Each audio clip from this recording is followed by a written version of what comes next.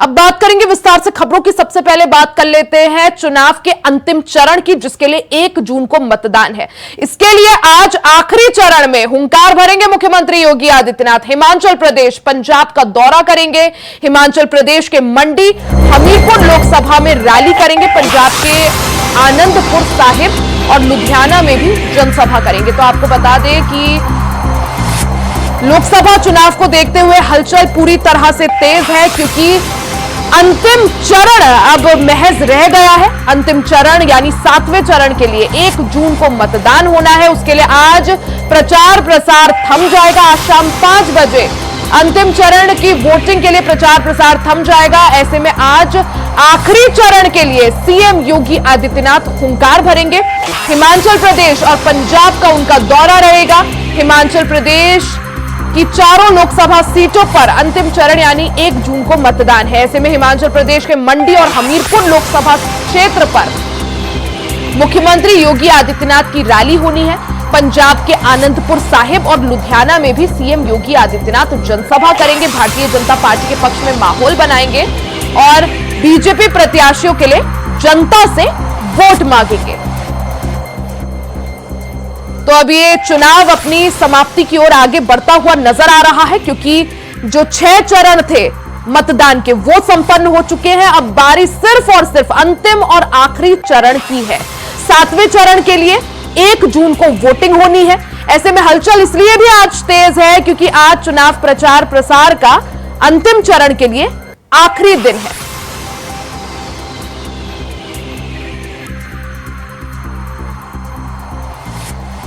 ज्यादा जानकारी के लिए रमन मिश्रा का रुख कर लेते हैं, हमारे साथ लखनऊ से जुड़ चुके हैं। रमन, जिस तरह से मुख्यमंत्री योगी आदित्यनाथ ने पूरी ताकत इस प्रचार प्रसार में झोंक दी है, क्योंकि अब अंतिम चरण रह गया है। ऐसे में आज अंतिम चरण यानी 7वें चरण के लिए प्रचार प्रसार का शोर जो है थम जाएगा शाम को। मुख्यमंत्री योगी आदित्यनाथ के दौरों की बात करें, कहां उनका ये दौरा? तो रिया, मुख्यमंत्री योगी आदित्यनाथ भारतीय जनता पार्टी के स्टार प्रचारकों में शामिल हैं। उन पर उत्तर प्रदेश के साथ में देश के कई ऐसे प्रदेश हैं जहां पे उनकी भारी डिमांड है और भारतीय जनता पार्टी ने उन्हें वहां पर भेजा भी है। इससे पहले वह गुजरात, महाराष्ट्र, मध्य प्रदेश, बिहार जैसे और बंगाल जैसे राज्यों में जाकर प्रचार कर चुके हैं। और अब जब अंतिम चरण है और उत्तर प्रदेश में लगभग वह सभी सीटों पर प्रचार कर चुके हैं, रैलियां कर चुके हैं। आज उनका दौरा, बल्कि 7वें चरण का आज जो चुनाव होना है उसका प्रचार प्रसार आज थमना है। तो ऐसे में आज उनका दौरा हिमाचल प्रदेश और पंजाब की सीटों पर है। हिमाचल में वह मंडी और हमीरपुर लोकसभा सीट पर भाजपा प्रत्याशी जो कि हमीरपुर से लड़ रहे हैं अनुराग ठाकुर, केंद्रीय मंत्री, और वहीं मंडी की जो सीट है हाई प्रोफाइल हो गई है कंगना रनौत जो अभिनेत्री हैं उनके लड़ने से। वहीं पंजाब में उसके बाद में वह जाकर भाजपा प्रत्याशियों को रैली करेंगे। आनंदपुर साहिब जो लोकसभा सीट है जो भाजपा के फेवर की सीट मानी जाती है, और वहीं लुधियाना सीट पर भी वह कमल खिलाने का आह्वान करेंगे। आपको बता दें कि योगी आदित्यनाथ हिंदुत्व का बड़ा चेहरा है पूरे देश में, और हिमाचल और पंजाब में योगी आदित्यनाथ के प्रचार करने से भाजपा को ताकत मिलेगी और कहीं ना कहीं जो कमल का फूल है उसको लोग ज्यादा दबाने के लिए लोगों को वह कन्विंस कर पाएंगे। रमन, जिस तरह से हिमाचल की बात करें या पंजाब की बात करें, दोनों ही ऐसे प्रदेश हैं, ऐसे राज्य हैं जहां इस वक्त जो राज्य सरकार है वो भारतीय जनता पार्टी की नहीं है। ऐसे में हिमाचल और पंजाब को हम बोल सकते हैं कि थोड़ा मुश्किल यहां पर भारतीय जनता पार्टी के लिए। क्या यही वजह कि बिल्कुल 7वें और अंतिम चरण के जब आज प्रचार प्रसार थम रहा है, उससे पहले मुख्यमंत्री योगी आदित्यनाथ के हिमाचल प्रदेश और पंजाब का दौरा? हाँ बिल्कुल, आपको बता दें पंजाब में तो पहले से जो परिस्थिति हो भाजपा के अनुकूल नहीं रहती है। हालांकि जब उनका अकाली दल से गठबंधन रहता तो कहीं ना कहीं क्षेत्रीय दल के साथ उन्हें ताकत मिलती थी, लेकिन इस समय वह अकेले चुनावी मैदान में है तो कहीं ना कहीं अलग थलग वहां पर भारतीय जनता पार्टी है। ऐसे में वहां पर उनके लिए काफी चैलेंज है, काफी बड़ी चुनौती है, क्योंकि जिस तरीके से वहां पिछली बार उनकी सीटें कुछ हद तक निकल आई थी, इस बार उसे बनाए रखना भाजपा के लिए बहुत बड़ा चुनौती बना हुआ है। वहीं बात रही हिमाचल की, पिछली बार जब लोकसभा चुनाव था तो हिमाचल में भाजपा सरकार थी, लेकिन इस बार के चुनाव में वहां पर कांग्रेस सरकार है। ऐसे में भाजपा के खिलाफ इस बार मामला जो है वो ज्यादा मेहनत करने का है। यानी थोड़ा चैलेंजिंग सिचुएशन है, यही वजह कि मुख्यमंत्री योगी आदित्यनाथ को दोनों ही प्रदेशों में आज उतारा जा रहा है। लेकिन बात अगर उत्तर प्रदेश की करें रमन, आखिरी ये चरण और काफी हॉट सीटें इसमें, क्योंकि खुद पीएम मोदी जिस सीट से चुनाव लड़ रहे हैं उस सीट पे भी आखिरी चरण यानी 1 जून को मतदान होना है।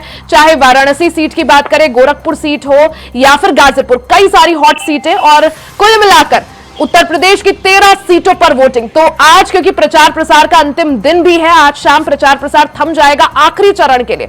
ऐसे में कैसी हलचल देख पा रहे हैं? हलचल तेज है। जो चुनावी शंखनाद आज के 2 महीने 1.5 महीने पहले जो बजा था वो धीरे धीरे अब खत्म हो रहा है और लगभग 1 मई को उसका समापन होगा मतदान का और 4 जून को एकदम नतीजे आने के बाद जो तस्वीर है वो पूरी साफ हो जाएगी कि देश इस बार किसे जनादेश दे रहा है। बात रही 7वें चरण की उत्तर प्रदेश में लोकसभा सीटों को, तो मुख्यमंत्री की सिटी वाली गोरखपुर लोकसभा सीट हो, चाहे प्रधानमंत्री खुद की कॉन्स्टिट्यूंसी वाराणसी हो, चाहे गाजीपुर सीट हो जहां से अफजाल अंसारी मुख्तार के अंसारी के भाई चुनाव लड़ रहे हैं, और चाहे बलिया की सीट हो जहां से पूर्व प्रधानमंत्री चंद्रशेखर के बेटे लड़ रहे हैं। वहीं देवरिया लोकसभा सीट की बात करें तो वहां पर जो पूर्व सांसद और एक बड़े ब्राह्मण नेता माने जाते रहे उस इलाके में, जो कद्दावर नेता, उनके परिवार शशांक मणि त्रिपाठी चुनावी मैदान में है। वहीं घोसी सीट से राजभर जो हाल ही में मंत्री बने हैं उनके बेटे की प्रतिष्ठा, पूरी पार्टी की प्रतिष्ठा दांव पर लगी हुई। ऐसे 13 लोकसभा सीटों में लगभग सीटों पर जितने हैं सब हाई प्रोफाइल हैं। बात रही चंदौली की, केंद्रीय मंत्री वहां से महेंद्र नाथ पांडे चुनाव लड़ रहे हैं। पिछली बार बहुत कम अंतर से चुनाव जीते थे, इस बार उनका मुकाबला सीधे, इस बार उन्हें चुनौती देते वीरेंद्र कुमार नजर आ रहे हैं। ऐसे में हालांकि प्रधानमंत्री नरेंद्र मोदी के वाराणसी में कैंप करने से जो जहां दिक्कतें थोड़ी बहुत नजर आ रही थी भाजपा के लिए वो थोड़ी बहुत सी सेट होती नजर आई हैं, लेकिन जो एंटी इनकम्बेंसी का जो विरोध है और जो जातियां इस बार चुनाव में हावी हैं वो प्रधानमंत्री नरेंद्र मोदी और भाजपा की दिक्कतें बढ़ा रही हैं। लेकिन रमन, साथ ही इस बात को नकारा नहीं जा सकता कि हमने जिस तरह से मध्य प्रदेश, राजस्थान और जो छत्तीसगढ़ है, इससे पहले लोकसभा चुनाव से पहले इन 3 राज्यों में जो है विधानसभा चुनाव हुए और तीनों राज्यों में भारतीय जनता पार्टी बहुमत से जीती और वो चुनाव सिर्फ और सिर्फ कमल के निशान पर या पीएम मोदी के फेस पर लड़ा गया। अब की बार हम इस बात से नकार नहीं सकते कि पीएम मोदी इस चुनाव में भी एक बहुत बड़ा फैक्टर रहने वाले हैं। पीएम मोदी इस चुनाव में सबसे बड़ा फैक्टर हैं, क्योंकि उन्हीं का चुनाव है। प्रधानमंत्री पद के वो उम्मीदवार हैं, प्रधानमंत्री 2 बार रह चुके हैं। ऐसे में सारा फैक्टर उन्हीं का है। लेकिन जिस तरीके से इस बार मोदी की लहर की चर्चा भाजपा कर रही थी, लेकिन इस बार जो एंटी इनकम्बेंसी थी और कई मुद्दे युवाओं के, जो बेरोजगारी, महंगाई, इसका सामना करना पड़ा। साथ में आरक्षण और संविधान को लेकर जो विपक्ष ने प्रचार प्रसार किया कि भाजपा अगर 400 सीटें पा जाएगी तो कहीं ना कहीं संविधान खतरे में आ जाएगा, आरक्षण खत्म हो जाएगा। इसको लेकर प्रधानमंत्री को काफी चुनौती का सामना करना पड़ा और प्रधानमंत्री ने कई तरीके से आरक्षण का मुद्दा उठा के, कई मुद्दे उठा बिल्कुल। और रमन, यही चीज देखने को भी मिली कि 2014 और 2019 के कंपैरिजन में मुकाबले 2024 का चुनाव काफी सुस्त नजर आया। साथ ही रमन, बात यह भी कि जिस तरह से भारतीय जनता पार्टी ने काफी ताकत इस चुनाव में झोंकी, क्योंकि बीजेपी को भी पता है और खासकर प्रधानमंत्री नरेंद्र मोदी के आगे चैलेंज है कि अब की बार जीत की हैट्रिक लगानी है। उनकी साख पर यह बात आ चुकी है और क्या यही वजह माने कि पूरी तरह से दमखम के साथ भारतीय जनता पार्टी का एक एक कार्यकर्ता और एक एक नेता जो है मैदान पर डटा हुआ दिखा? सर, कार्यकर्ता और नेता तो अपने अपने फायदे नुकसान के हिसाब से डटे दिखे, लेकिन बात रही भाजपा आला कमान की, तो भाजपा आला कमान अभी आश्वस्त है कि तीसरी बार कमल खिलने जा रहा है देश में। प्रधानमंत्री नरेंद्र मोदी तीसरी बार प्रधानमंत्री की कुर्सी पर फिर से बैठने जा रहे हैं। लेकिन अब यह हकीकत में क्या होता है, क्योंकि जिस तरीके से गठबंधन इंडिया अलायंस जो है वो दावा कर रहा है कि इस बार 400 पार छोड़िए 200 पार नहीं हो रहा है और गठबंधन की सरकार इस बार देश में बनने जा रही है। युवाओं ने चाह लिया है, बुजुर्गों ने चाह लिया, महिलाओं का उनका कहना है कि महिलाओं को जो स्कीम दे रहे हैं 1 लाख रुपए साल वाली, इसलिए महिलाओं ने गठबंधन को वोट दिया है। ऐसे में अब जनता ने किसको समर्थन दिया है, जो वोट रूपी आशीर्वाद हुआ। बिल्कुल, यानी रमन, उसके लिए थोड़ा और इंतजार, क्योंकि 4 जून का वो दिन जब सभी के सामने ये साफ हो जाएगा, तस्वीर साफ हो जाएगी कि आखिर जनता ने अपना आशीर्वाद और जनादेश किसको दिया है। रमन, बहुत बहुत शुक्रिया जानकारी के लिए। यहां रुकेंगे एक छोटे से ब्रेक के लिए, जल्द वापस लौटेंगे, बने रहिएगा हमारे साथ। ब्रेक के बाद एक बार फिर से आप लोगों का स्वागत है। खबरों में आगे बढ़ते हैं। खबर वाराणसी से है, जहां सलमान खुर्शीद का बीजेपी पर बड़ा हमला। मुसलमानों को आरक्षण पर भ्रमित कर रही है भारतीय जनता पार्टी, ऐसा सलमान खुर्शीद का कहना है। सिर्फ पिछड़े मुसलमान पा रहे हैं आरक्षण का लाभ।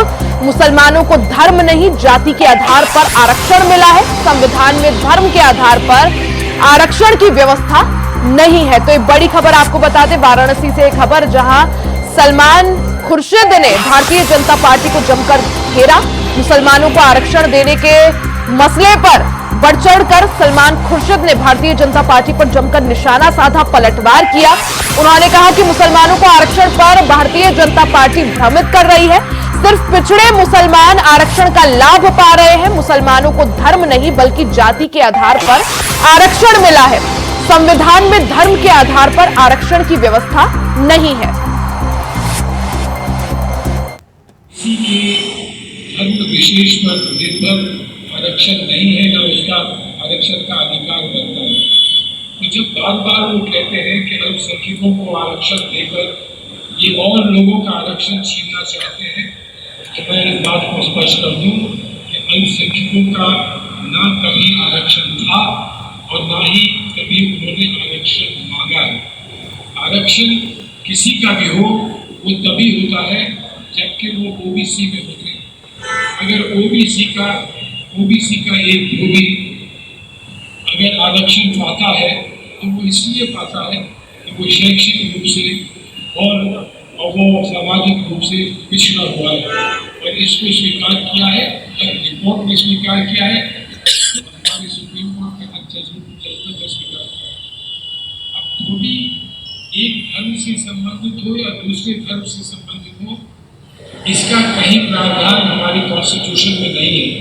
धोबी है, पिछड़ा है, तो उसके विशेष अधिकार हैं कि हमारा संविधान देता है और ये नहीं पूछता है हमारा संविधान कि उसका धर्म क्या है। किसी के धर्म विशेष पर निर्भर आरक्षण नहीं है, ना उसका आरक्षण का अधिकार बनता है।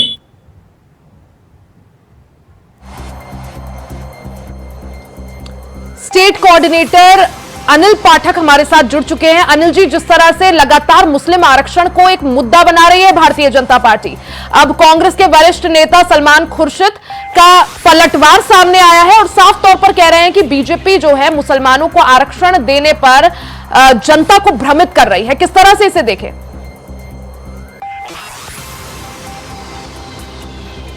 कांग्रेस और भाजपा के बीच वार पलटवार काफी तेज हो गया है।